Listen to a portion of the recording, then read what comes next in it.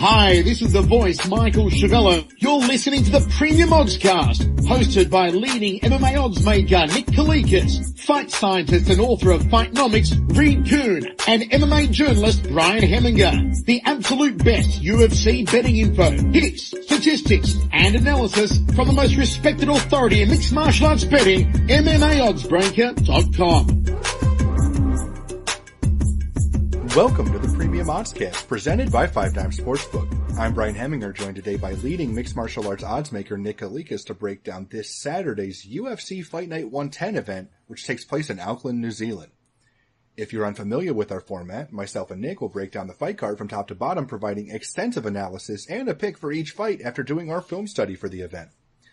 Looking back at our last event, we won 3.6 units overall for UFC 212, after going 2-0 on our premium bets. We also won our 1-unit free bet on Matthew Lopez. Back to the present, UFC Fight Night 110 features a 12-fight card in total and will be aired on UFC Fight Pass and Fox Sports 1 this Saturday night. Let's dive right in.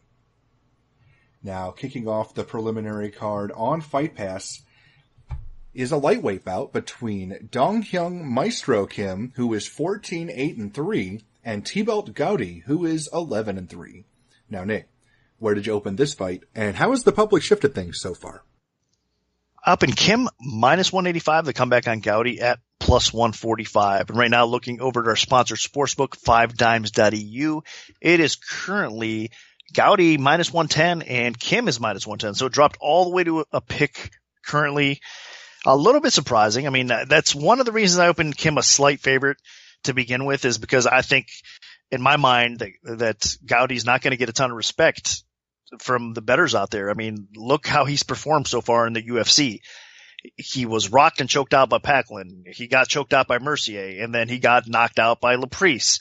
And outside of that, I mean, he actually was looking okay on the Ultimate Fighter show. He's an Ultimate Fighter season 22 veteran, and he lost to Tamer by decision. And we all know how good Tamer's been in the UFC, so that was a respectable loss for sure.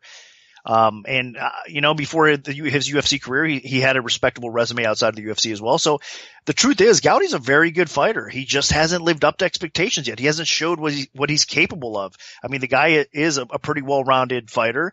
His striking is, I think, highlights his ability overall. I mean, he's got some power on the feet. He has some ability to mix things up. His boxing's pretty good overall. He's clean and technical at times. His conditioning is actually okay. I mean, he does tend to gas as the fight goes on a little bit, but nothing too drastic. And I think it has definitely been improving. And we haven't just got to see his improvement on that end either too much because he's getting finished early.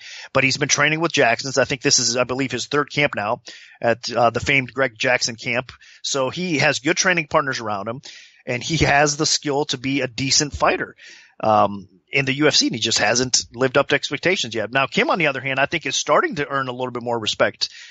He's the type of fighter that we all knew coming into the UFC. He was kind of a crazy man as far as his striking style. I mean, he's the type of guy that's going to go out there and finish fights. That's what he does. On the feet, he's a little bit wild, aggressive, but he's dangerous. He can get the job done. He can knock you out. On the ground, his wrestling, as he showed, honestly, against O'Reilly, is a little bit underrated. It's better than most of us thought it would be. So he's got some wrestling to go along with it, and he also has a sub game as well. So Kim is also a pretty well-rounded fighter that can finish fights. And I thought with the win over O'Reilly, not that O'Reilly's a big respectable name that he has on his resume, but still, I think Kim is making some progress because he was in that Reyes fight in particular, he was in that crazy good scrap that, I mean, it was one of the better fights of the year. I mean, those guys were going at it. So Kim has that kind of reputation, then he backs it up with a solid win in his next fight, even though that Reyes fight ended up a loss for him. So I thought he was starting to pick up some momentum amongst the bettors and he would get a little bit more respect, but that wasn't the case. Early action came in on Gowdy, and I do think it's going to be a competitive fight. It's honestly a coin flip type of fight. I think the first person that makes a mistake here that leaves his chin exposed is probably going to get their lights put out. It could go either way. I mean, both these guys are a little bit chinny, to say the least. So, and both these guys offensively are pretty talented. So it's a tough one to call. And I think a pick 'em price where it is now is actually a little bit more fair than my opener is as well. So I've been backing Gowdy for a while. I thought his talent would eventually show through, and the guy's been burning me a little bit. With these losses along the way. So I don't know. It's frustrating. I think I'm going to lean with him a little bit. It's just one of those things that I wouldn't bet this fight. I would stay away from this fight, honestly, as far as betting perspective goes, because both these guys are so flawed defensively that it could realistically go either way. I'm going to pick Gowdy, though, because, again, I know he's got the talent to win fights in the UFC. So I'm hoping he turns the corner here and shows it a little bit and gets a W over Kim and keeps his roster job. Because, I mean, suffering 3 losses in the UFC these days isn't really going to keep your job. So he's lucky he's getting another shot to begin with. I mean, it is what it is, but it's true. So I think the UFC realized that the guy is better than he showed so far, and they're giving him another chance to prove that. So I guess I'm going to lean a little bit more towards Gowdy myself, and hopefully he does come through here. Yeah, Gowdy has been a massive disappointment, and I'm just ready to just throw in the towel on the guy. I just think the UFC's keeping him around to give people wins at this point. I mean, I know his striking is good, but who cares if you have good striking if you can't take a punch? I mean, the people he's getting knocked out by aren't even known as really heavy hitters. I mean, Timu Pekelin, really? And even Chad Laprice, I mean, he's not exactly a powerhouse on the feet either. So I just have not been impressed with Gowdy whatsoever. I know his last 2 fights, he was a pretty decent underdog in both of them against, 2 more popular Canadian fighters, but the UFC debut was a massive disappointment, and I think, honestly, that Maestro Kim has looked better overall. I mean, he's picked up a couple wins, or at least he picked up that last win where he used his ground game instead of just brawling the whole time. So, Kim's just shown me a little bit more, even though he did, lose his UFC debut at welterweight and then got knocked out in his second UFC fight. But I think this time around, he, I think that if he uses his ground game, he should win. Or if he gets suckered into a brawl against Gowdy, even though Gowdy is a more technical kickboxer, that maybe all it takes is one good punch and Gowdy goes down anyway, and then Kim can use his ground game. So, yeah, I'm siding with Kim here. Now, dropping down to the women's strawweight division, we have JJ Aldrich, who is 4-2, taking on Chanmi Jian, who is 5-0. Now, Nick, what's the MMA oddsmaker's perspective on this one? I open Aldrich minus 175, the comeback on Gian at plus 135. And looking over 5 dimes right now, it's Aldrich minus 220, the comeback on Gian is plus 180. Now, honestly, there's not a lot of information on the debuting Gian. I know she's taking the fight on short notice.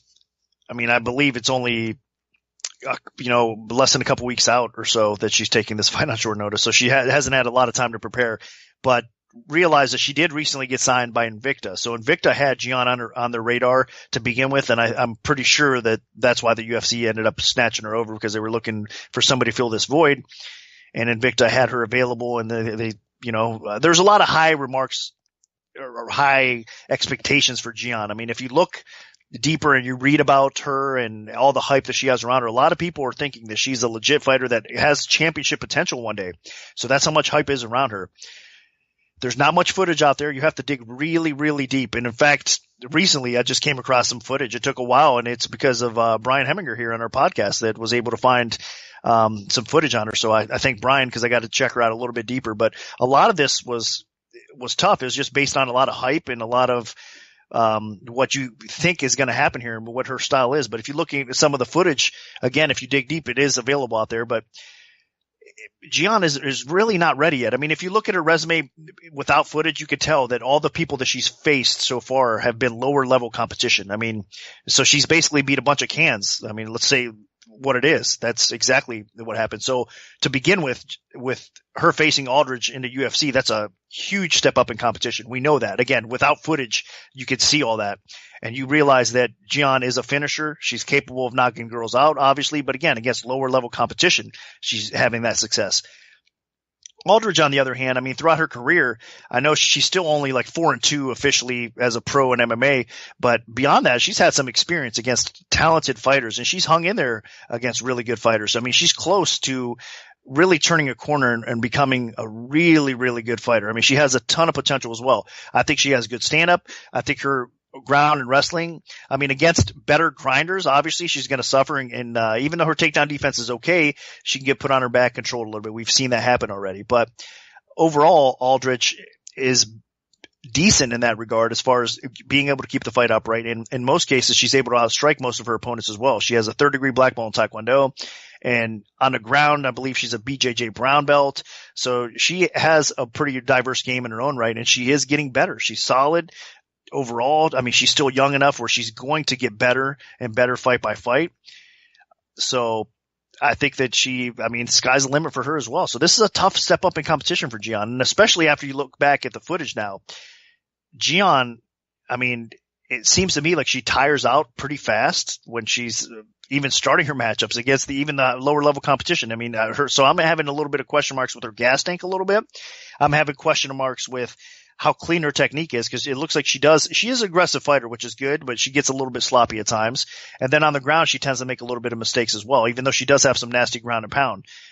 So she still has a lot of holes in her game.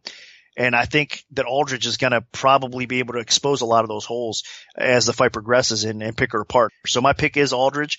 And honestly, right now at the current line, minus 220 for Aldrich, plus 180 for Gian, I think it's right. It might actually be still a little bit low. So I'm confident in picking Aldrich after what I've seen and what I heard overall from Gian. So that's going to be my pick. Aldrich it is. Well, first off, I need to know where you heard that Gian could be a future champion, because I want to find that person and give him a good slapping. Now, onto this fight. Gian, I mean, she's got potential, but you got to remember multiple things here. Okay. She is 19 years old. She is taking this fight on about 1 week's notice. Most of her opponents were making their MMA debuts when she fought them, and she's barely been fighting for like a year. So, and then from the film that I was able to uncover on her, she is sloppy. She's raw. She has massive holes in her defenses, both with grappling and on the feet. And, she's reckless. She throws like 12 to 6 elbows repeatedly. She had a fight, paused because she was just kneeing her opponent in the face on the ground repeatedly, and she did it again in her next fight. So, man, I don't think there's a lot to like here. I mean, she's aggressive. She has some power, but that's about it. Aldrich should have her beat in every single facet of mixed martial arts. Aldrich is a solid overall technical striker. I mean, she's not a world beater that's going to just knock people out, but I think Aldrich should just get the better of her on the feet. And if it does go to the ground, I mean, Aldrich isn't, a monster on the ground, but she knows the basics, and I think that should be enough to beat Gian on the ground too if this fight goes to the floor. So, I just think Gian is overmatched. And as Nick mentioned, fighters do usually look way better when they make their UFC debut. But Gian, those fights we watched, those were just a few months ago, like late last year. So you can't improve that much in that short of a time span, even when you are young and adding just a ton to your game.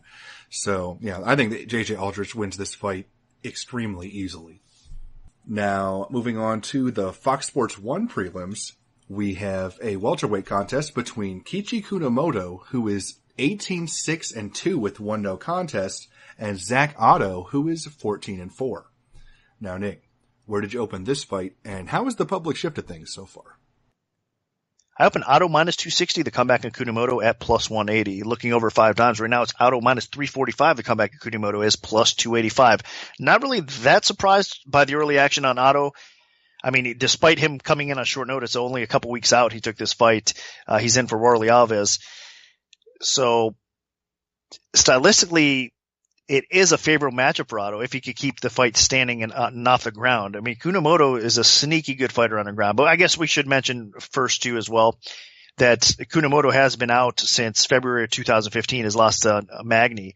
An injury forced him out of the Jingling fight, and he's been, out since that time. So Kunamoto has been on the shelf for a little while. He's making his return, and he's making a return against, again, a short notice competitor, but a guy stylistically that is going to be a tough out, because Otto, I think on the feet, has a big advantage. I mean, he's a strong fighter. He has some decent wrestling. He's got decent takedown defense overall as well. And I think he is the better boxer and the better striker on the feet.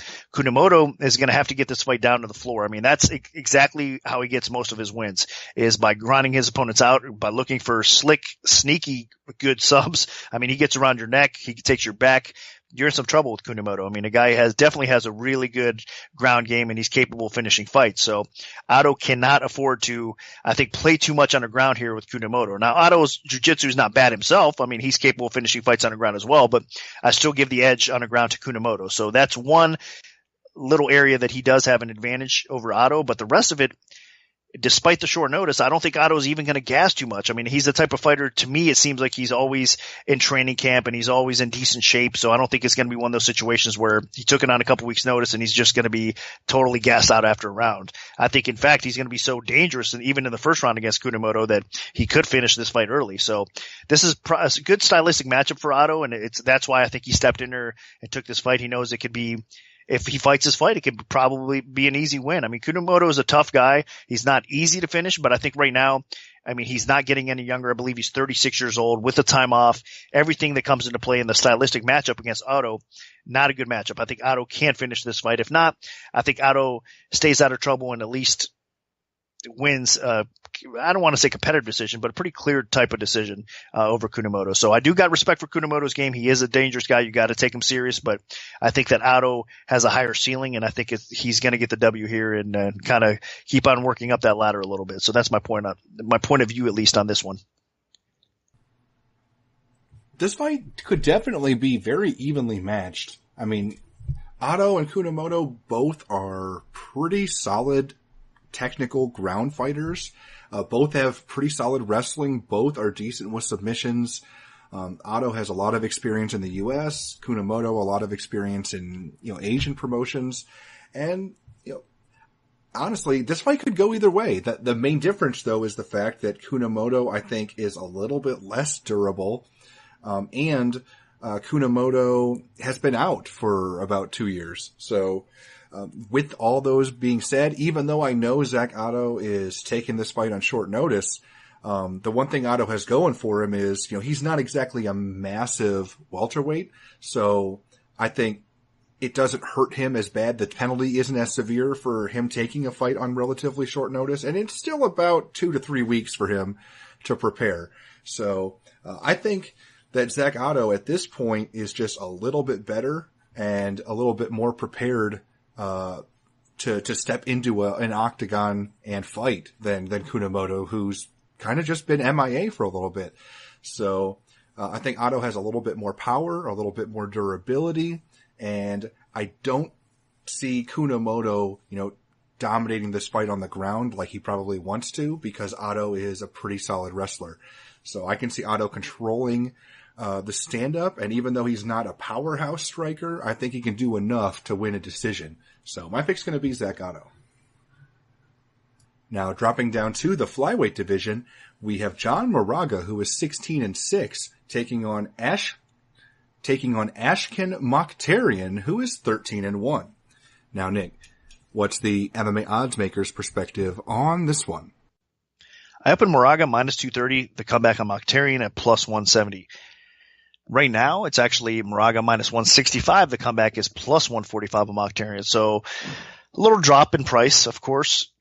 A lot of people coming into Mokhtarian. A lot of that is, I think, fading Moraga at this point of his career, because, I mean, this guy was, let's not forget, a title contender at the flyweight division. And at the beginning of his career, I mean, the guy really put together a nice little run towards the title shot. I mean, I think actually officially it was only a couple fights that he got under his resume. I mean, that's how shallow the flyweight division is. It's getting a little bit deeper. It's getting a little bit better. But I mean, at first when he came into the UFC debut, his debut, he won a couple fights, basically got a title shot. But it wasn't just because of that. I mean, it's his background. Moraga obviously trains at a good camp.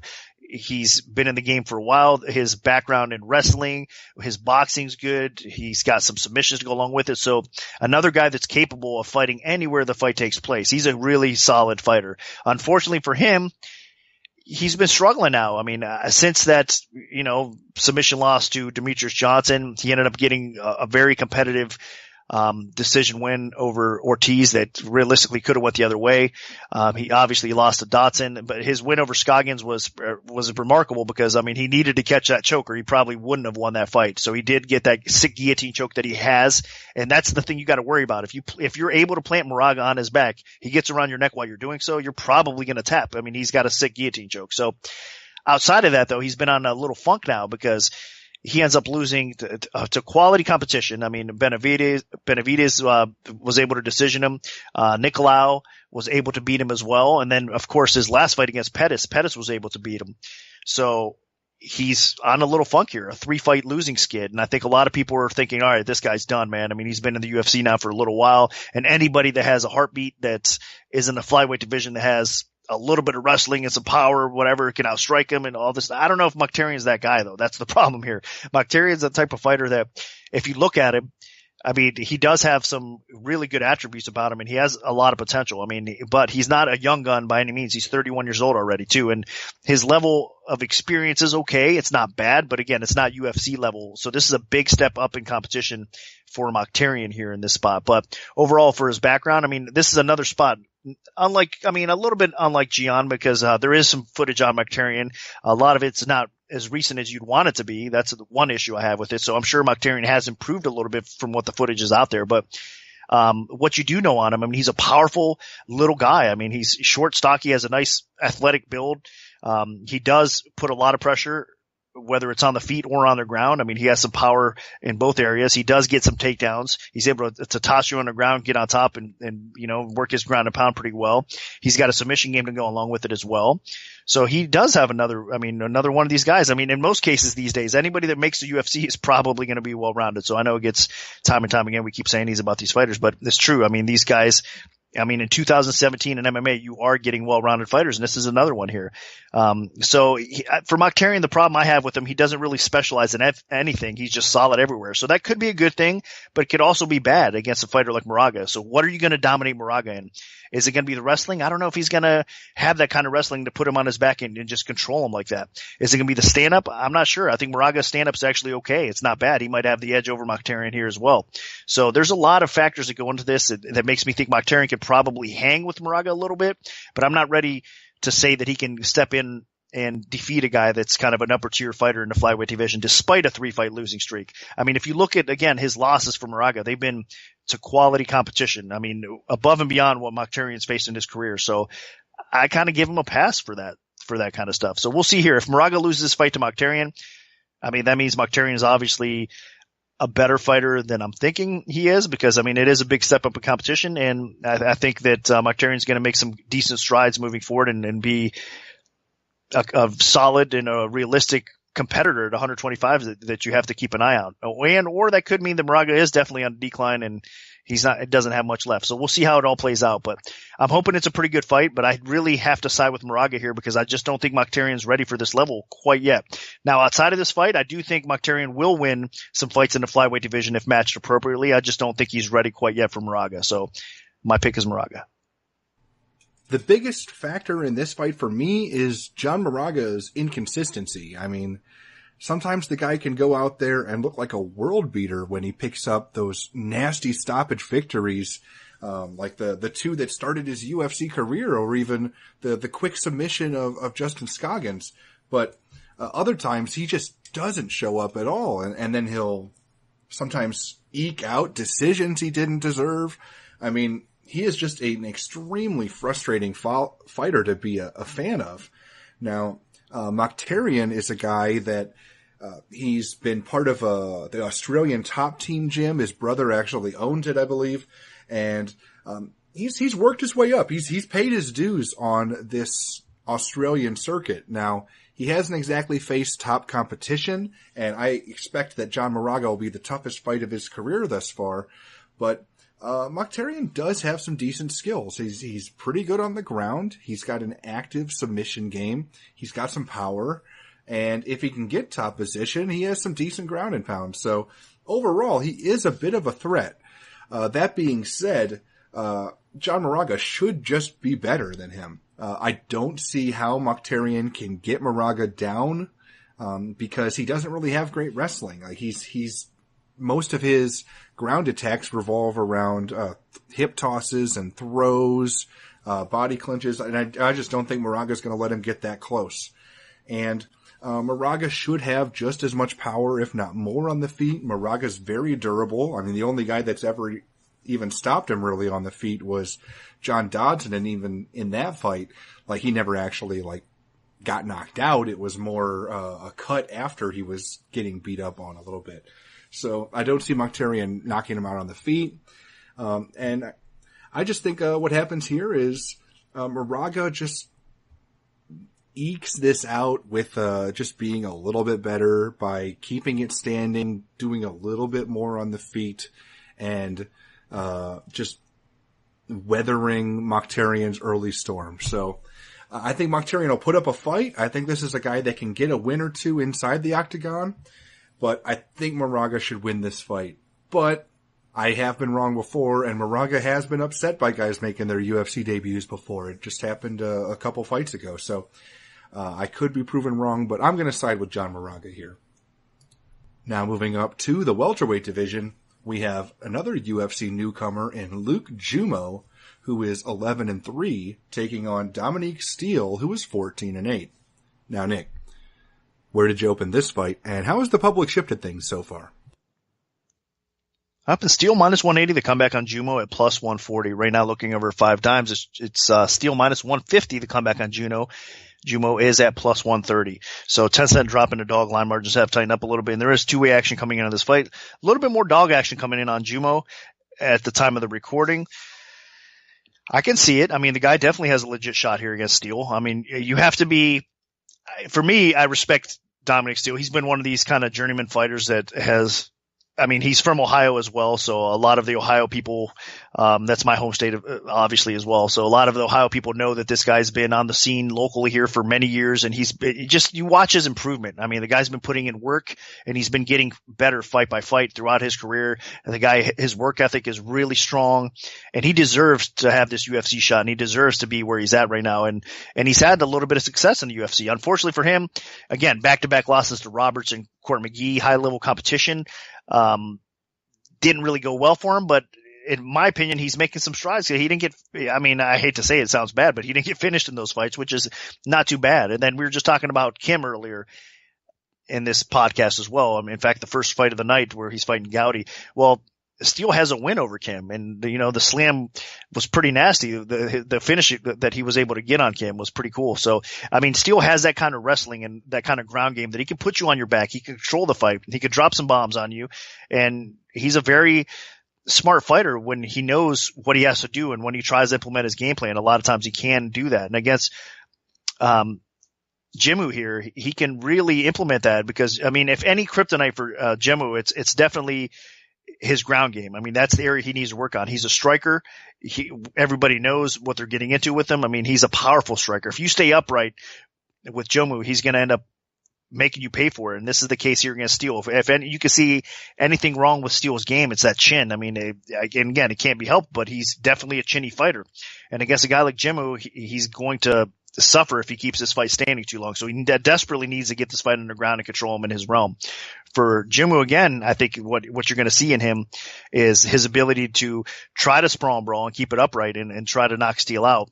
Now, at times, I know people are pretty harsh on Jimmu's takedown defense because he has been put on his back, and against the better fighters that he's faced, especially, he's been put on his back. So I get it, but he definitely knows that that's a flaw in his game, and he's going to be working on it for sure. And I don't know if he's ready to stop Steele's takedowns quite yet. So he needs to keep this fight upright, and he needs to do so long enough that he has success because each round he's going to probably end up on his back. I mean, that's a given. So he's going to have to take that small window that he's got and utilize it to get this win. So that's why I'm going to pick Steele in this fight.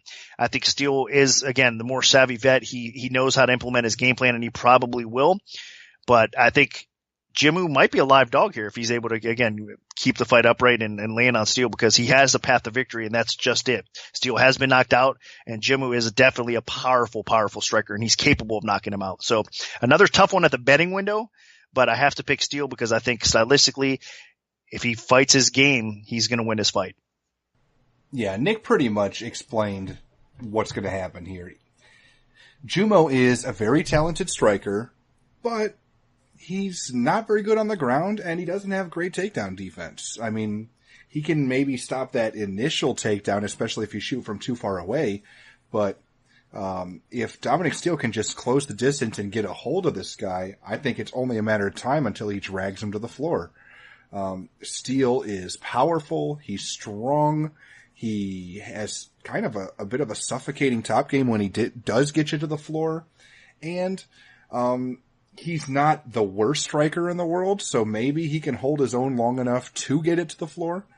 So I just expect that Steele is going to close the distance, grab a hold of Jumo, and take him down. Because if he doesn't, Jumo is an extremely talented striker. He has power, he has technique, and if Steele screws around, then he could get knocked out. Steele has been knocked out multiple times in the past, including in his UFC debut. So if Jumo has an opportunity, it's going to be at the beginning of each round. And for Steele, he just needs to get this fight to the floor as quick as possible and then just beat up on Jumo as much as he can, trying to get a finish probably. Because, I mean, if he lets this fight go to 3 rounds and tries to win a decision that way, that's 3 opportunities to start each round on the feet for Jumo to knock him out. And Jumo is good enough on the feet that he might be able to make one of those opportunities count. So I'm siding with Dominique Steele, but I am exercising caution because Jumo hits hard enough and he's talented enough on the feet that he could stop this fight while it's standing. But I am going to pick Dominique Steele. Now moving on to the preliminary card headliner. In the lightweight division, we have Damian Brown, who is 17-9, taking on Vince Pichel, who is 9-1. Now, Nick, what's the MMA odds maker's perspective on this one? I'll put Pichel -150, the comeback on Brown at +110. Right now looking over at 5 dimes. It's Brown -120. The comeback on Pichel is at even money. So line flipped, more action coming in Brown's way.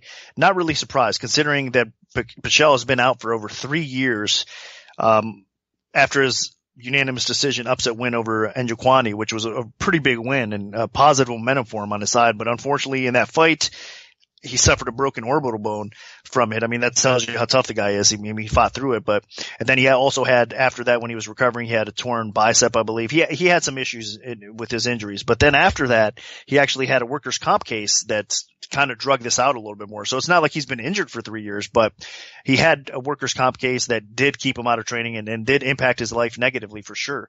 And that's the reason he has been on the shelf for so long. So now he's finally back. From all I'm hearing and all accounts, it seems like he's in decent shape. He's ready to go back in to the UFC and kind of continue off where he was at, and which is actually a promising guy in the lightweight division, because Pichel is another one of these guys that has a well-rounded game. I mean, I like his boxing. He's got some power in the feet. He has the capability of finishing you on the feet.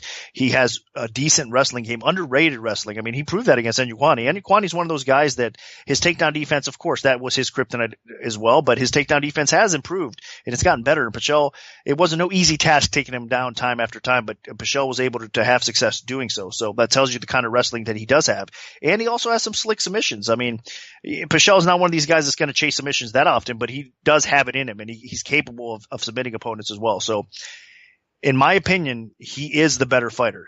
He's by far the better fighter over Brown. But in that time off, that's why you're seeing the line be close to a pick right now, because with all the time off, Brown has actually picked up some positive momentum in his own right. And Brown is one of those guys that's been a savvy vet, competing obviously in the European scene for a while, and just one of those guys that, even though he has a decent amount of losses on his resume, I believe 9 overall, I mean, most of it was to okay competition outside of the UFC, of course, but he's the kind of fighter that got better. He learned from his losses and improved his fighting style overall.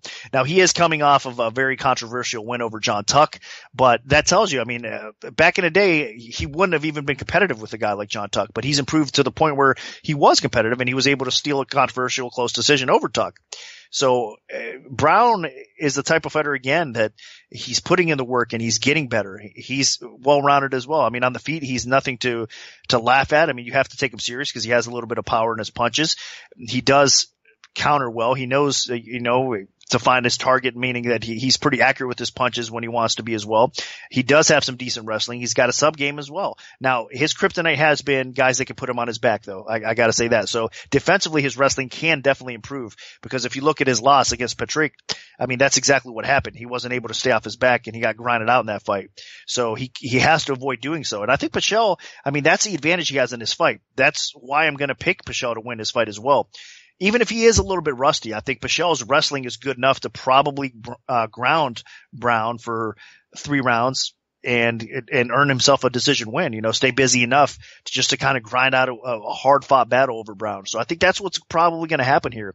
If it does stay upright and he can't get the takedowns for some reason, I think Pichel will be okay on his feet as well. So he does have all the advantages, but I do think that this is going to be a competitive fight because of the timing of it all and all the circumstances surrounding it. So if this was a couple years ago, Pichel would be a bigger favorite, definitely be a bigger favorite, but it is what it is. It's right now, it's happening, and I think Pick'em is pretty fair, but I still lean a little bit more towards Pichel, because I think, like I said, worst case scenario, as long as his cardio holds up, I think he should be able to get the takedowns, and he is the better fighter. So I think he probably gets the nod here. So I'm going to pick him to win.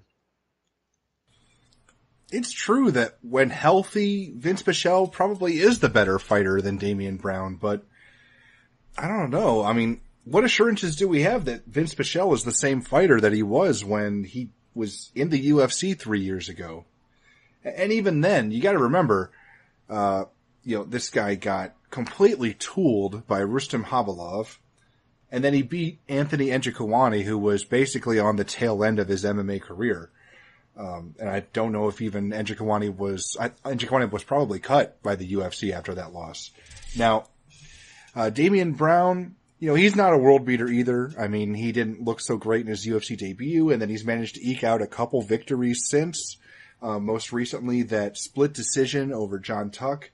It wasn't that impressive, but I mean, he was able to get some grappling going. I mean, the guy has, an active ground game. He's aggressive with his submissions, but, Brown definitely isn't a world beater either. So, this is definitely a really tricky battle. Now, if this was Vince Pichel right after the Njokuani fight, where he had just pulled off that victory, then I would probably be on Pichel's side, but that was 3 years ago. I mean, the guy suffered an orbital injury. He was having double vision for 10 months after that. Then he had a really bad shoulder injury, like a tear in his bicep. I mean, there was so much going on with him. And then he had to stop training because of a workman's comp thing, and lawyers and investigators following him around, and all kinds of goofy crap if you want to read into what he's been up to the last 3 years. But Pichel's not had it easy, and he hasn't been training the whole time, even when he was finally starting to get healthy again.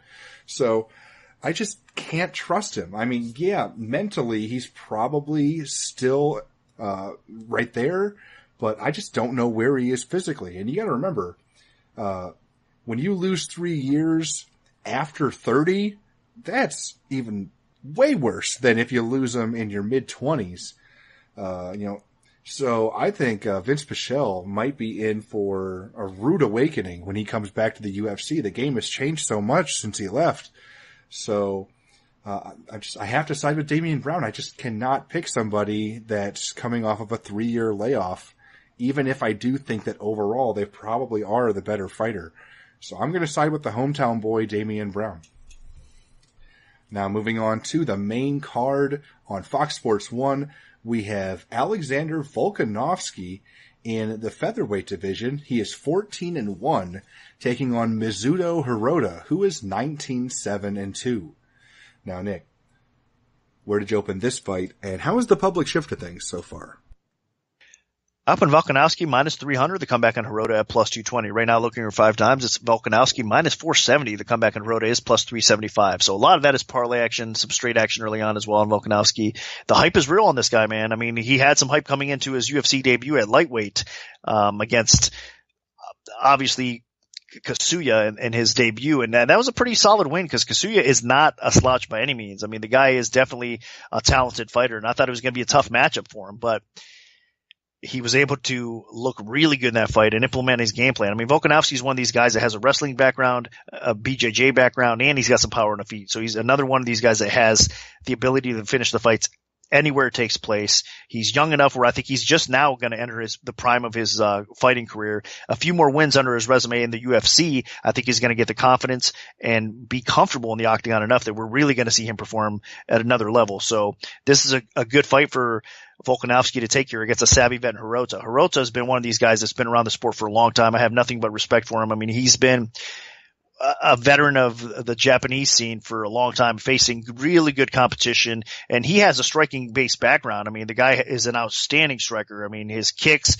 his hands, his box, everything that you want to say about him. I mean, he's precise, he's accurate, his timing's well, he's got power on the feet as well. His takedown defense has always been something to look out for. I mean, he has really solid takedown defense. I know he's been beat on the ground before I realized that, but overall, when fighters try to take him down, they don't have that much success, depending on, the stylistic matchup, of course. But Hirota does have decent takedown defense, and that really plays in to his hand well because he has better striking than most of his opponents. So he's able to sprawl brawl in most cases and keep the fight upright and then pick you apart on the feet, land some damaging blows. And then if he has to, I mean, his wrestling has gotten to the point because he's had to fend off so many takedown attempts from his competitors that his offensive wrestling is actually pretty solid now as well. And that, in fact, that's helped him get a win in his last fight over Cole Miller. So Hirota is becoming a more well-rounded fighter, but here he's going to have to put up with a high pace from Volkanovski. Volkanovski's going to come in, look for the kill, look for the takedown. Even though Hirota does have good takedown defense, I think he's going to end up getting put on his back in this fight, though. And if Volkanovski gets top position here, I think he's going to start unloading, and it's going to be a tough fight for Hirota. So I think the hype is real. I think it isn't an easy fight for Volkanovski. It's another stern test for him because Hirota is a savvy vet, but stylistically, it's a fight that I think he can win. So I'm going to pick Volkanovski again. I think all the early action coming in his way is probably right. I mean, at this point right now, I don't think there's any value in betting him, especially over a guy that has the resume of Hirota, so I would stay away from it at this point, but I still think the pick has to be Volkanovski. I mean, again, he's in his backyard as well, and he's a fighter that's on the rise where Hirota, unfortunately for him, a couple losses, we could probably see him cut from the roster. So I think this is going to be one of those losses. Volkanovski should win his fight. Yeah, Alexander Volkanovski is a guy that I've been really impressed by. I mean, he made his UFC debut in the lightweight division, a bit undersized, and he didn't just win. He dominated his opponent, Yusuke Kasuya. I mean, that fight was extremely one-sided. He outstruck him 50-4, picked up 3 takedowns, and then just battered Kasuya when he was just repeatedly going for leg locks, just ignored the leg locks, just started just smashing him in the face until the ref finally stopped it mercifully. So, I mean, this guy is a powerhouse. I was so impressed by him. The only problem was, it was, last November, so it's been a little while. The good news, he's finally ready. They picked him to fight in Australia, which is a great opportunity for him to fight in front of his hometown fans, and another great veteran for him to battle against. Mizuta Hirota is a guy that has some decent size for the featherweight division. I mean, he's fought at lightweight as well before, and Volkanovski is dropping down to the featherweight division. So that him being just a big physical specimen in the featherweight division, I think he can just push Hirota around. I think he can bully him. I think he can pick up takedowns. I think that he can beat Hirota up on the canvas. Now, on the feet, Hirota's, he's got some pretty good competence on the feet. He's got some pretty fast hands. He can make some things happen, but I think if Volkanovski gets him down, I think he could just beat him up. I think that ground and pound is ferocious. This guy just does not stop. He's tenacious. So I really like Volkanovski. I mean, Hirota's a savvy vet. He's been in there against some great fighters in his MMA career, and even in his UFC career, he's had some good fights. And he's coming off of a decision victory over Cole Miller, so major props to him. But I just don't think this fight's going to go well. I think Volkanovski gets the takedowns, and I expect that he gets the ground and pound in. But if he doesn't get the takedowns, maybe Hirota will get enough going on the feet to win a decision. But I don't see it happening. I think the aggression and persistence of Volkanovski will eventually win him this fight. So I like Volkanovski to probably stop Hirota. Yeah, as difficult as that may be, I think that he can be that guy that gets a stoppage victory over Mizuta Hirota, which I think would be the first time in his at least UFC career. Now, dropping all the way down to the flyweight division, we have Tim Elliott, who is 15-7-1, taking on Ben Wen, who is 16-6. Now, Nick, what's the MMA odds makers' perspective on this one? Up in Elliott minus 150, the comeback on Win at plus 110 right now, looking over 5 times. It's Elliott minus 200, the comeback on Win is plus 170. So more action coming in Elliott's way. I'm not really that surprised by that at all. I was kind of expecting it, to be honest with you. But it's tough. I mean, it's tough to give up big value on a dog like Win as well, especially, I mean, the ability that this guy has. I mean, he's dangerous everywhere. And not that Elliott is not, but I'm just saying that, given a dog price with a guy, I think, especially on the feet, even though both these guys are well-rounded, I think Wynn's a little bit more dangerous on the feet. He's got a little bit more knockout power. His scrambling ability on the ground is pretty impressive as well. And both these guys obviously got pretty sick chokes and submission games to go along with it. So that's why I think this is going to be a fight. This is going to be a lot closer than people are thinking it is. Now, of course, I got to point out some flaws, I guess, right away for each. First of all, Elliott is taking this fight on short notice. Now, Elliott's a game fighter. He's always ready. He's always in camp. He's always been training with decent training partners, and he's just been a professional throughout his career. So he's not going to, this short notice shouldn't hinder him too bad, but it is what it is. I mean, it is a short notice, fight for him. He's stepping in for Benavidez. So that tells you the level of Win. I mean, if the UFC's matching Win up with Benavidez, I mean, which has fought Demetrius Johnson twice for the title, that tells you that, I mean, they're trying to push this guy up, giving him a chance. Not that he would have beat Benavidez, but they're giving him an opportunity to do so. Let's put it that way. And the guy on the feet is capable of finishing fights. So you never know. I mean, catching a guy like Elliott or catching a guy like Benavidez, and, that's a huge win for him. Now, this fight obviously I think is an easier fight than Benavidez for him, for Win. Not that it's going to be an easy fight, but I think he's capable of grappling with Elliott. Even though his grappling is off the charts, I think Elliott, that's how he wins the majority of his fights. He's able to out-wrestle people. He's able to scramble with people. He's able to get top position with people on the feet. Elliott actually has a little bit of speed and power in his own right. He's a well put together fighter. But this fight is going to be competitive. I'm expecting a lot of scrambles. I'm expecting this fight to take place all over the octagon. I mean, on the feet, I give Win the advantage there. On the ground overall, I give Elliott a little edge, but I think Win's going to be able to get top position on Elliott as well. If he can maintain it, we'll see. But I think he's going to be competitive enough that he could probably steal a decision over Elliott. Now, my kryptonite and flaws for Win seem to be his cardio.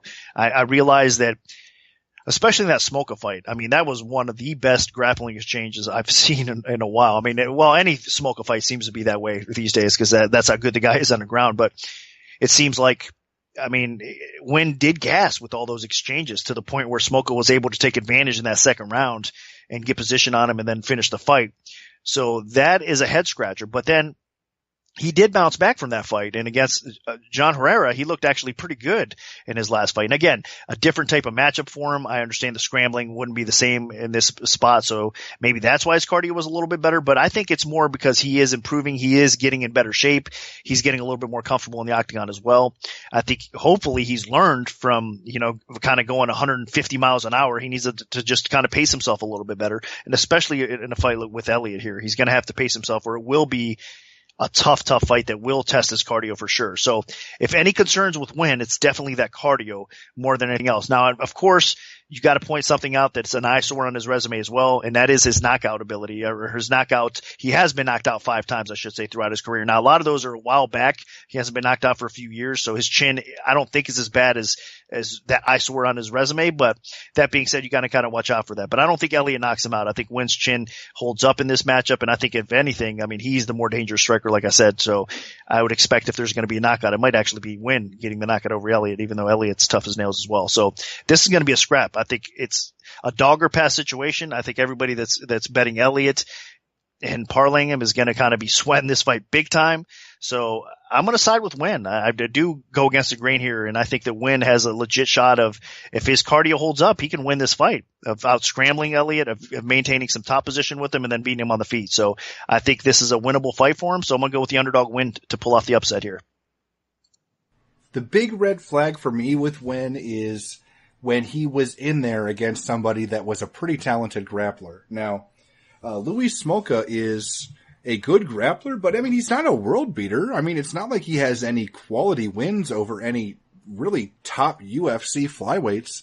But when he got matched up with Wen, I mean, yeah, Wen had some fun scrambles with him for a while, but I mean, Smolka beat the absolute crap out of him. I mean, that was an absolute beating that he took, and it was hard to watch at times, the amount of punishment he was taking. And it kind of takes me back to, when Tim Elliott was in there against like Luis Gaudino and just laid the smackdown on him on the ground for 3 straight rounds. I mean, Elliott's a guy that, even if he does get a little tired, he just keeps going really hard, and it doesn't even seem like he's tired. So, I mean, he can just push a really high pace for a long time.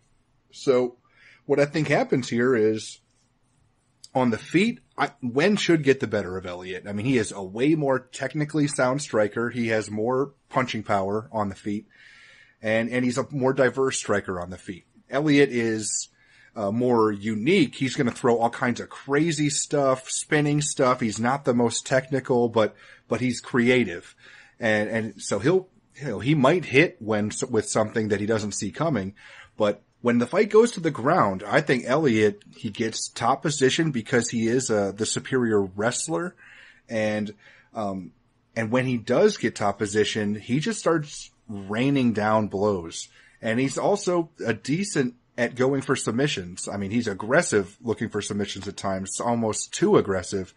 But I think that will play to his advantage here. And I don't think that him taking this fight on short notice should be too much of an issue. He had more than enough time, practically a month, so, to prepare. And I'm definitely concerned after seeing Wen being on the receiving end of such a beating from, Smolka, who again is not one of the top flyweights in the division. So, I know Wen bounced back and he looked great in his last fight, but I'm definitely pausing for some concern here just because of the damage he takes from superior grapplers. So, if I could be proven wrong, but I think Tim Elliott gets top position and does some damage from that position in this fight. So I'm going to side with Tim Elliott, probably by decision, but I mean, if he can lay down the damage, then there's a potential for a stoppage as well. Now moving all the way up to the light heavyweight division, we have Ion Cutelaba, who is 12-3 with 1 no contest, taking on Henrique da Silva, who is 12-2. Now, Nick, where'd you open this fight, and how has the public shifted things so far? I opened Cutelaba minus 265, the comeback on Da Silva at plus 185. Right now, looking over 5 times, is Cutelaba minus 320, the comeback is plus 260 on Da Silva. A little bit surprised because it seems like Da Silva does get some support from the bettors out there and has a little bit of respect. I understand that he hasn't lived up to the expectations. I mean, Da Silva had a little bit of hype coming into the UFC as well. And obviously he beat Christensen in a fight he was doing well in the first round, and then it looked like Christensen was starting to take over a little bit, and he ended up getting I don't want to say come from behind submission because he was probably winning that fight, obviously, but he ended up pulling off a pretty nice submission off his back. And then he goes, his next fight loses to Paul Craig, which I thought he was going to win that fight, honestly, over Paul Craig. But again, Craig on the ground was able to beat him. And then, of course, Jordan Johnson, the wrestler, was able to just kind of grind him out and beat him in his last fight as well. So Da Silva has not lived up to the hype by any means. But the guy does have some ability. He has some ability on the feet. He's got some ability on the ground, obviously, as well. His clinch game's pretty solid. He's got a little bit of power. I mean, he's a dangerous fighter. But the problem is against Cutelaba, I'm not sure he's going to be able to have a lot of success because I'm really impressed with Cutelaba. I understand that, again, same thing you could say about him. I mean, he lost to Cannonier, and man, that was a great fight. I mean, that was a back and forth. That was a very close fight. It's unfortunate for Cutelaba. He started just gassing a little bit as the fight went on, and Cannonier was the fresher fighter, and he was able to get that win. But it was close. I mean, and then of course, Cutelaba has a win over Wilson, and he did lose his debut fight to Serkunov. So he's been a little bit up and down in his UFC career thus far. But if you look at the skill set Cutelaba has, I like what I see from him on the feet. He's a southpaw. He throws with power. He's got some speed. I mean, the guy can finish fights on the feet. And then on the ground, I mean, he does have a Greco-Roman wrestling background, so he's able to get some takedowns. I think he's going to be the better wrestler here, and I think he can get top position on De Silva on the ground as well. He's got to be careful because De Silva is going to be looking to scramble out or throw up some sub attempts as well. But I think Cutelaba is going to be game enough to avoid those, and then he should be able to control the fight. Now, if he doesn't get the takedowns here against De Silva, even on the feet, I think Cutelaba is going to be a little bit faster and he's going to be a little bit more effective. So I think he is the better fighter here. And I think at age 23, I mean, it's almost kind of surprising that he's still that young, Cutelaba, because he looks a little bit older and he fights like he's a lot more mature than a 23-year-old. That's for sure as well. So I think Cutelaba has a bright future in the light heavyweight division. I mean, the guy is good and he's only going to get better. So I think it's going to be another win on his resume here against De Silva, a solid win for him. I think he's capable of finishing De Silva along the way. If he doesn't get the finish here, I think he at least controls top position enough or controls the fight enough that he gets the scorecard. So Cutelaba is the pick, and it's a pretty confident pick. I think that he's just a better fighter over De Silva. So unfortunately for De Silva, he's going to suffer another loss, and it might be his last time in the octagon. Yeah, Henrique De Silva had a very strange start to his UFC career. I mean, the guy took repeated beatings in fights and then would, after getting hurt badly, would bounce back and then pick up wild, crazy finishes. Maybe because his opponent spent too much energy trying to finish him, and then he was able to take advantage of that. But regardless, he won his first couple fights in the UFC light heavyweight division, but he's definitely come crashing back to earth in his recent fights. He has not looked good whatsoever. I mean, I was not impressed at all when he took on Paul Craig. I mean, he got dominated in that fight, on the feet and then on the ground, and then eventually got submitted. And then in his next fight against Jordan Johnson, a really good wrestler, I mean, he just got taken down over and over and over again, ended up losing a decision. So I think what happens here is De Silva maybe tries to close the distance, maybe get this fight to the floor because he thinks his ground game is better than Cutelaba's. But I think Cutelaba, as Nick mentioned, his wrestling isn't terrible, and he should be able to just keep the fight standing if he wants to, and Cutelaba is extremely aggressive and very powerful on the feet, and I just think he'll be throwing haymakers for 3 straight rounds, and eventually he's going to clip Henrique De Silva and probably put him out. So I like Cutelaba to not just win, but probably win by knockout. So Cutelaba is going to be my pick. Now, dropping down to the lightweight division, we have Dan Hooker, who is 14-7, taking on Ross Pearson, who is 21-13 with 1 no contest. Now, Nick, what's the MMA odds maker's perspective on this one? This was a tough one for me, honestly, with the respect that, I mean, Pearson you have to give throughout his MMA career and the UFC career. And Hooker's kind of the younger fighter that's kind of making an recent impact in the UFC right now. So I opened Pearson minus 130, the comeback on Hooker minus 110. Virtually a pick'em fight, laying juice both ways, but slight lean towards Pearson, and the action flipped right away. Everybody was coming in Hooker's way. It got as high as, I think, 200 at one point or around that mark, and now it's back down. Currently, Hooker's minus 145, Pearson is plus 125. So basically right now it's settled from minus 110 to minus 145. Not a big drastic move. Line margins have tightened up a little bit, and there is 2-way action on this fight despite the early action on Hooker. This is tough because, I mean, again, I really see the improvement in Hooker's game. I know he's getting a little bit more comfortable. I think he's going to have some advantages in this fight. He is moving up to 155, so he's not going to have a drastic weight cut at 145 pounds. Does that mean that Pearson's going to be a little bit physically stronger than Hooker? Probably so. But Hooker's going to be the taller guy. He's going to have a decent reach advantage over Pearson here in this spot as well.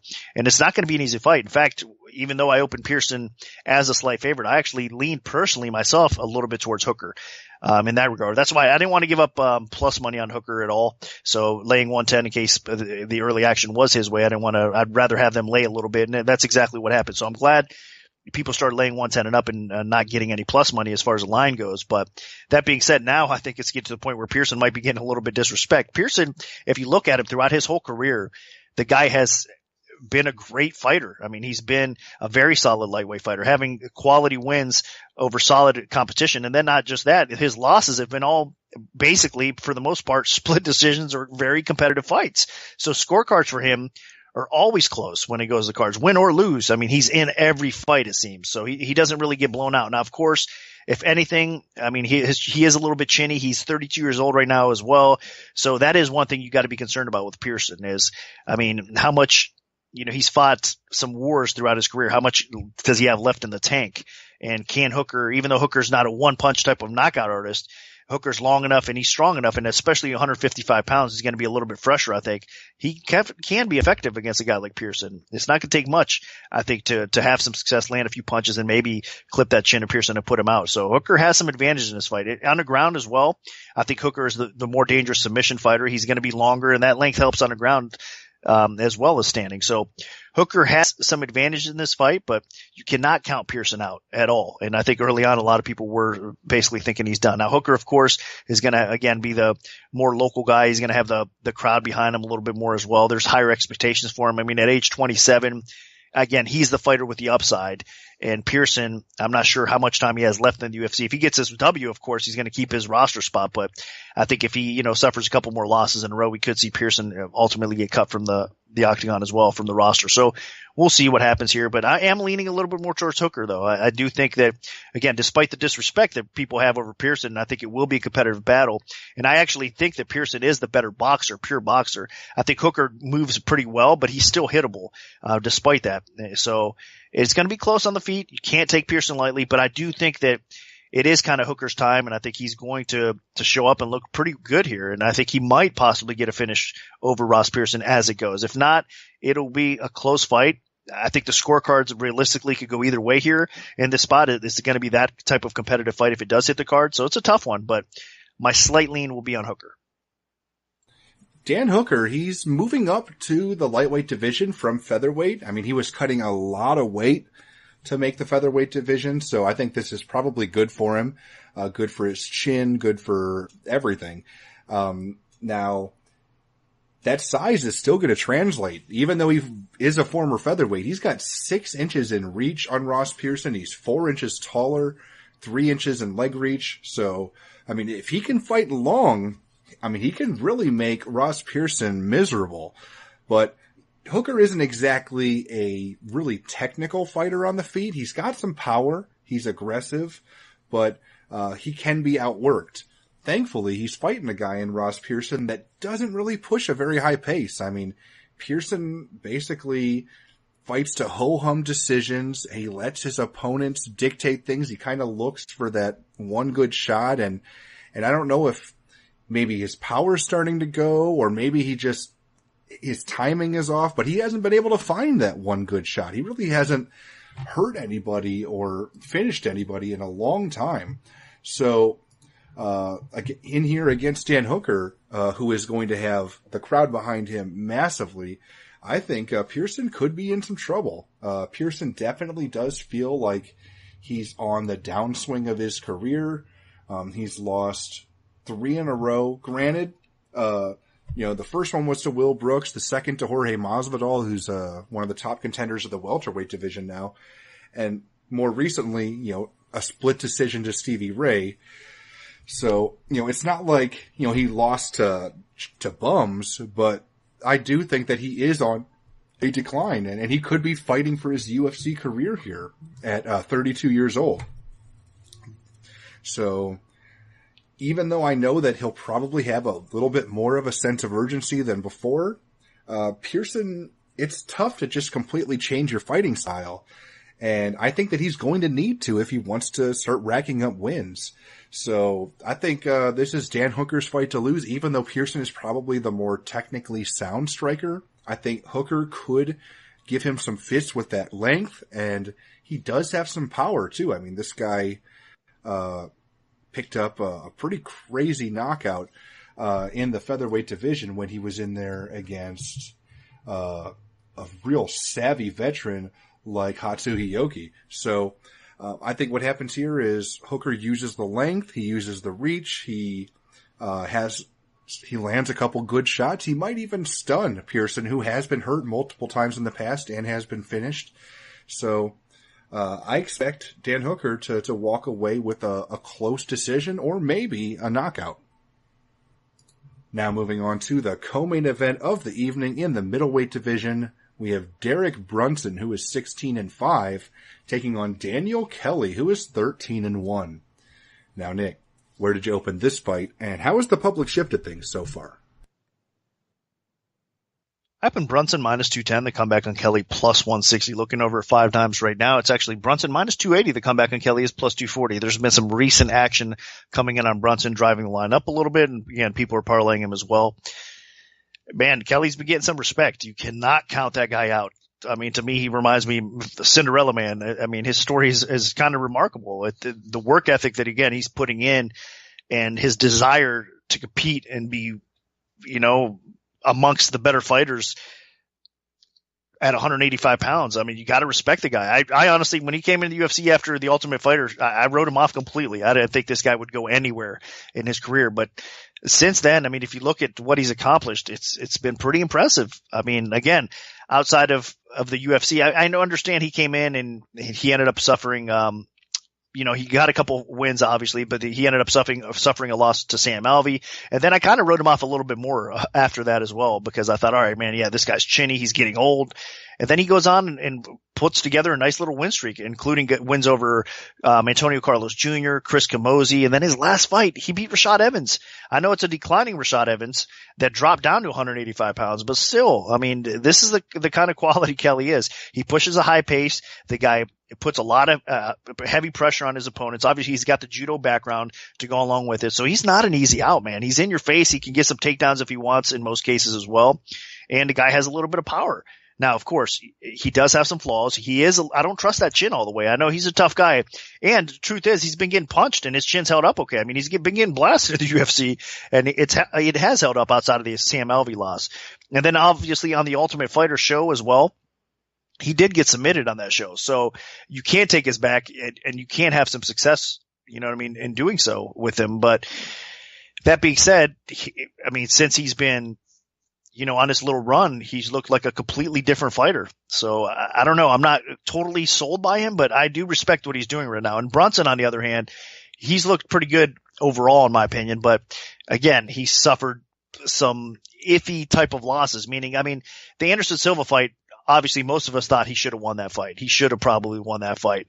The Robert Whittaker fight, Brunson fought like a complete knucklehead. I'm sorry to say it, but he was so sloppy and so aggressive in that fight, which aggression is good sometimes, but not when you're that sloppy, and it cost him, right? But his win over Hall before that, his win over Alvey, who has a win over Kelly, you can't do MMA math, so just throw that out the window. But Brunson has been the type of fighter that has improved his stand-up game, getting more confidence in his stand-up game as well. He's just an athlete. His wrestling is where it's always been. He's able to put most fighters on their back and control the fight and not get submitted. He's got good sub defense, so he's a good grappler. Good, solid wrestling base, but he's explosive enough on the feet now that he can give fighters trouble there as well. So his conditioning has always been a problem in most cases, for him, but he seems to have addressed that a little bit as well. His cardio and his conditioning has improved a little bit. So if that's the case, Kelly is in some serious trouble here, because I think if Brunson's cardio does hold up and he doesn't, like if Kelly can survive round 1 and Brunson starts slowing up in round 2, he's going to win the fight. But if Brunson's cardio and conditioning is good enough to go 3 strong rounds, Kelly's not going to win this fight. I think Brunson actually probably knocks him out on the feet, honestly, more than anything else. It's going to be difficult maybe getting Kelly underground, but Brunson, if anybody could do it, man, he even put Yoel Romero on his back. So Brunson has that kind of special capabilities. In wrestling, he's just a natural athlete that can get the fight where he wants it in most cases. So I think Brunson can win this fight, whether it's standing, whether it's on the ground. It's just his fight to win or lose. Now, I don't trust his chin all the way. He is a little bit chinny, and Kelly has enough power that he could catch that chin. And again, I said his conditioning is a flaw. So at the price right now, especially over a Kelly that's been on quite a roll, I would not lay 280 or close to 3-1 on this spot. Just pass it. There's more fights ahead. Why would you want to take the risk? I mean, especially with the chinny guy like Brunson. I do think he's going to win this fight, and I think he's going to break this little streak that Kelly has. But as far as a betting standpoint goes, it's not worth it, worth the current price is right now for sure. So stay away from it, in my opinion. But I'm going to pick Brunson to win. I think, again, it's been a nice run that Kelly's on, but unfortunately, I think he's just finally going to step up to a level that he's not ready for with Brunson. I think Brunson does get the win here. Derek Brunson is the type of fighter that I think is Daniel Kelly's nightmare. I mean, Daniel Kelly, you look at how he's been on this wild, crazy run in the middleweight division, and you try to piece together how he's been able to pull it off, and there are multiple things that come up. Either A, he was facing someone that really didn't want to engage him on the feet, and he was just able to eke out a close decision. And in those fights, it was, against Rashad, it was against Patrick Walsh. That terrible, both fights terrible, but he was able to win decisions against fighters that really didn't want to engage. Or B, he was able to get takedowns and then either finish his opponent on the ground or ride out a decision. In those fights, Chris Camozzi, Steve Montgomery, Luke Zacharich, and then he was able to come back and get the late TKO against Antonio Carlos Jr. So on the ground. So all those fights, he needed to get on top position, and he's facing someone in Derek Brunson that I think is just his nightmare, an absolute nightmare. Brunson has amazing wrestling, so there's just almost zero chance that Kelly's going to be able to close the distance and drag this fight to the floor. And Brunson has just devastating knockout power. I mean, this guy touches people and they go to sleep. I mean, during that crazy run that Brunson went on in the middleweight division, he was just murdering people, and he was taking out guys that normally don't get taken out. I mean, just look at this list of Ed Herman and Sam Alvey, Uriah Hall. Like, he just blitzed through them in the first round in seconds. It was crazy. It didn't make any sense. I mean, especially like Sam Alvey, a guy that's known for being durable and tough and being able to take a punch, and Brunson just tore through him. So, in this fight specifically, Brunson's going to have a 7-inch reach advantage. 7 inches. So for somebody that has that much power to be able to get that much closer than Daniel Kelly to their opponent, man, I think that is just asking for it. So with Daniel Kelly, I just don't see how he can win. I really don't.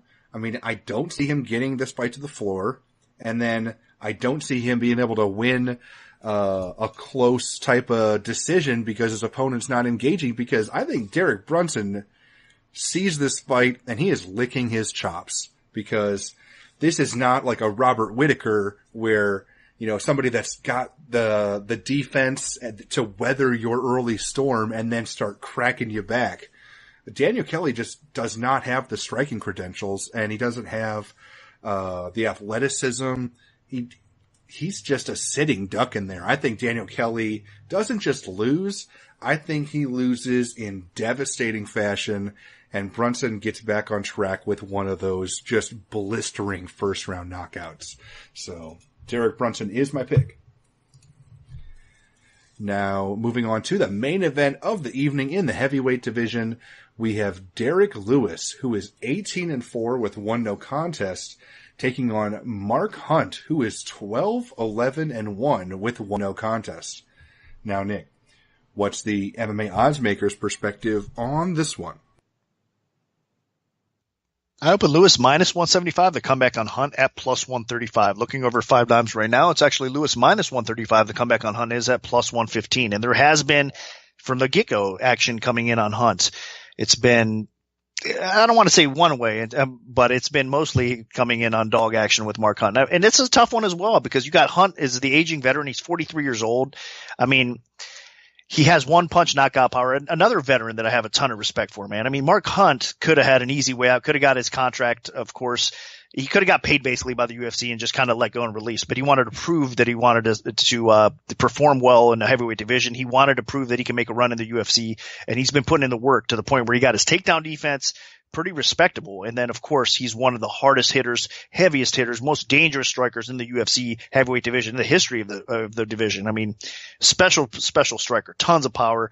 And I mean, if you're a chinny person, you're not going to withstand Mark Hunt, that's for sure. But his kryptonite is still the ground. I just mentioned he does have some decent takedown defense, but once you do get him to the ground, I mean, that's a problem with him. He doesn't scramble up all that great, especially if you're heavy from top, and you can have your way with him. I mean, that's how Brock Lesnar was able to beat him. That's how a lot of fighters were able to get Mark Hunt down on the ground. Stipe was getting takedowns and pounding him on the ground as well.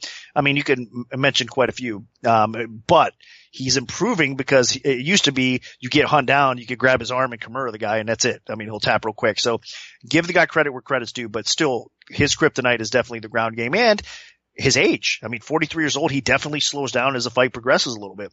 Lewis, on the other hand, man, I don't know about this guy. I mean, he's definitely a beast. I mean, his nickname is very fitting. He is one of those guys that even though he doesn't have the most dynamic stand-up game, I mean, it's not like you're going to be ultra impressed with his striking, but he does have a ton of power, and his striking is improving to the point where you can't take him lightly on the feet. But his best attribute is getting the fight to the floor, getting top position, and then just pounding you out. When he's on top, I mean, he is one of the most dangerous ground and pound hitters in all of the heavyweight division. There's no question about that. So Hunt needs to keep that takedown defense up to par for this fight, because if he gets put on his back, Lewis is going to get top position and he's going to finish Hunt.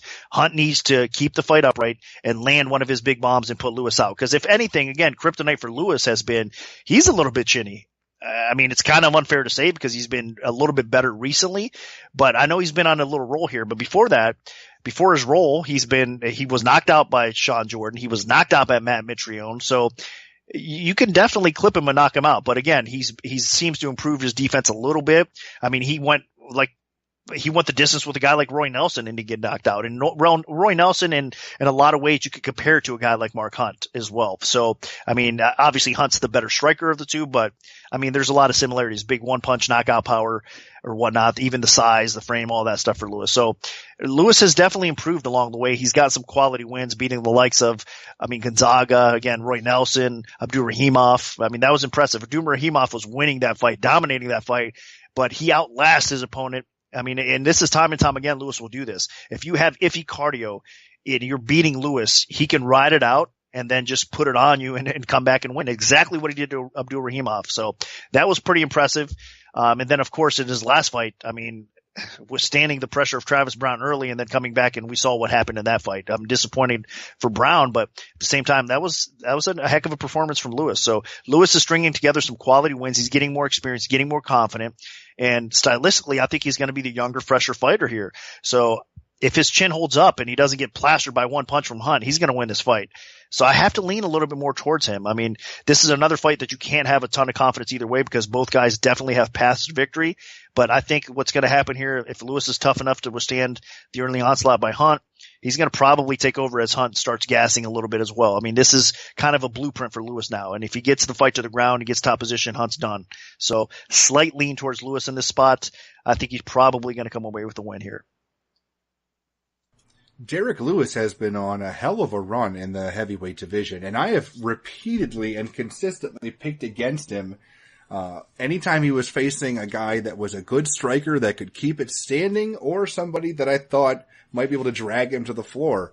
And he has consistently denied me of all of those upsets or all the times that I've picked against him, at least during this run. I think I've picked against him about at least 3 times during the run. Now, against Mark Hunt, Lewis will be at a striking disadvantage in terms of technique because Hunt is just devastating when he is able to connect with you. I mean, the guy has massive knockout power with his hands. The guy has pulled off some of the best walk-off knockouts that you've ever seen. Now, Hunt's issue is his chin is starting to go. So even though Lewis is not, even in his universe, technically, if Lewis is able to connect with something heavy, Hunt's going to be in big trouble. Now, where Lewis does most of his damage is on the ground. He's not a great wrestler, but from top position, he has, in my opinion, the best ground and pound of any fighter in MMA. Like, it's not like he's able to hold his position better than anybody. It's just when he's on top, he doesn't just win fights. He puts people out cold. And Derek Lewis has massively heavy hands, and that ground and pound is just ferocious.